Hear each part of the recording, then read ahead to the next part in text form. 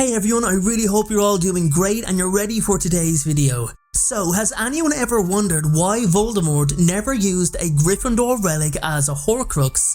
I mean, he used something from Slytherin, Ravenclaw and Hufflepuff, but nothing from Gryffindor despite actually having more than one option with both the Sorting Hat and the Sword of Gryffindor still in existence. Well, wonder no more, because that's exactly what I'm going to be talking about in today's video. So please join me as I investigate all the possible reasons as to why Lord Voldemort never turned the Sorting Hat or the Sword of Gryffindor into a Horcrux. So, Lord Voldemort achieved something that many believed to be impossible. He unlocked the door to immortality through the creation of a Horcrux. Creating a Horcrux is quite a complex process, but it involves a person splitting their soul and placing a piece of it inside either an inanimate object or an animal. Now, back when he was known as Tom Riddle, the Dark Lord created his very first Horcrux with the murder of Myrtle Warren. He then placed his soul inside his diary. As he became more powerful and self-absorbed, Riddle seen himself above others. Nobody was on his level in terms of the elite and the powerful. Nobody was as prestigious a man as Lord Voldemort. With that came an arrogance that seen him use only the most pristine, sentimental and practically invaluable objects for the Horcruxes he created in the years that followed. He used the Gaunt family signet ring, for example, passed down through generation after generation. Voldemort really considered himself a different breed. Keeping what I've said in mind, it's no surprise that he sought out the important, irreplaceable relics from the Hogwarts founders in order to further extend his number of Horcruxes. He secured the Locket of Salazar Slytherin, something that was once in the possession of his very own mother, and sold for a minute fraction of what it was truly worth. He made this his third Horcrux. Slytherin's locket was of the utmost importance to him, and it shows by the great lengths he went in order to protect it. However, Tom, being as arrogant as he was, felt the need to elevate his being by deciding to then use the Cup of Helga Hufflepuff for his next Horcrux. Now, his soul was inside two relics belonging to two of the most famous magical people to ever exist, and these relics kept him tied to the world of the living. Tom knew that if they were ever found, they would never be mishandled. So his security plan actually had a backup security plan. He then sought out the diadem of Rowena Ravenclaw, lost to the world for centuries. He managed to do what possibly hundreds of people failed to do, convince the Grey Lady Helena Ravenclaw to tell him the location of the headpiece. How he did that is unknown, and I'll be making a video on that in the coming weeks. But most importantly, that's 3 out of 4 founders of which he had made Horcruxes of their relics.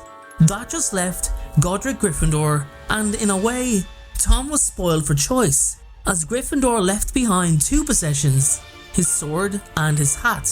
Yet despite that, Tom never made a Gryffindor Horcrux. Why? Well, there's several reasons as to why, so let's take a look. Firstly, he could have greatly disliked Godric Gryffindor as a person.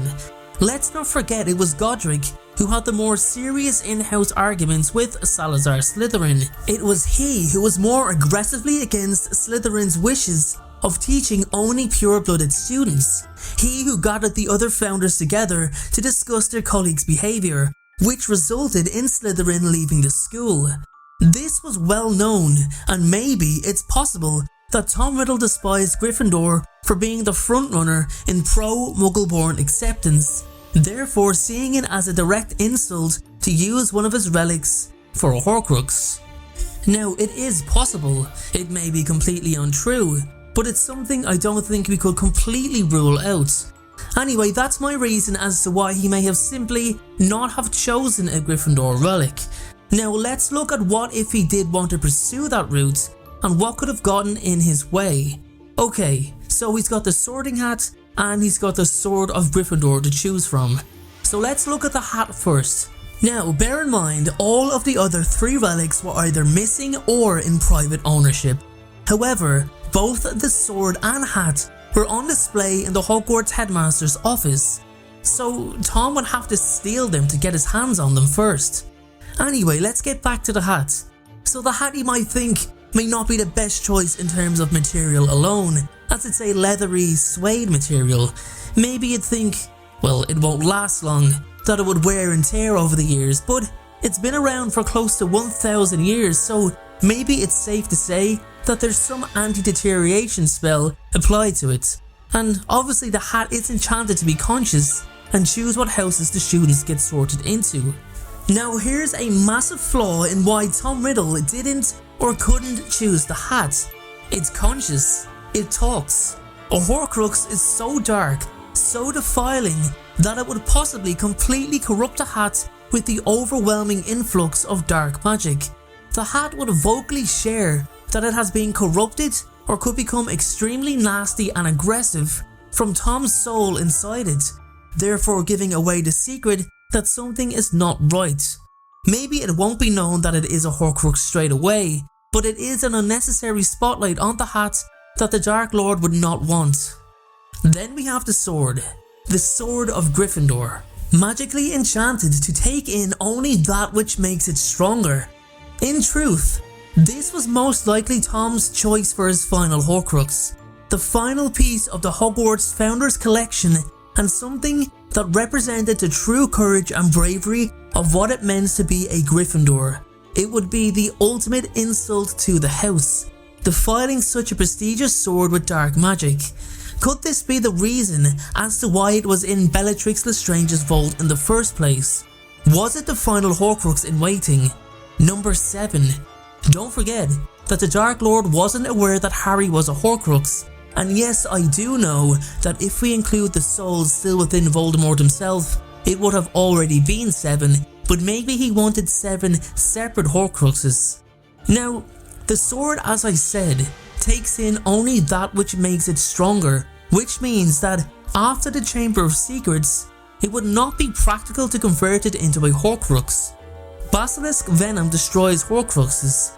The sword was impregnated with basilisk venom after Harry killed the basilisk, which means if the sword is a Horcrux killer, would it not be completely counterproductive to then make it a Horcrux? It could destroy the soul shard moments after the Horcrux spell was done. It's an unknown area of magic. Who knows what could happen? Then we have the issue of the sword randomly disappearing every now and then. It will always appear to a Gryffindor in need. The last thing Voldemort wants is securing it in a safe place, only for it to disappear again. However, whether Voldemort was actually aware of what the sword could do is unknown. He didn't exactly know the ins and outs of the sword's true power, and honestly, I don't think he cared either. He didn't care about any of the relic's powers, or even try to figure out what they could do. Their purpose was purely that of a trophy prize. He had secured the items that everyone would want. Anyway guys, with that being said, that is my video on why Voldemort didn't choose to turn a Gryffindor relic into a Horcrux. And my question for you today is just that. Why do you think that Voldemort didn't make a Gryffindor relic Horcrux? I want you to let me know in the comment section below. Thanks again everyone, and please have a great day.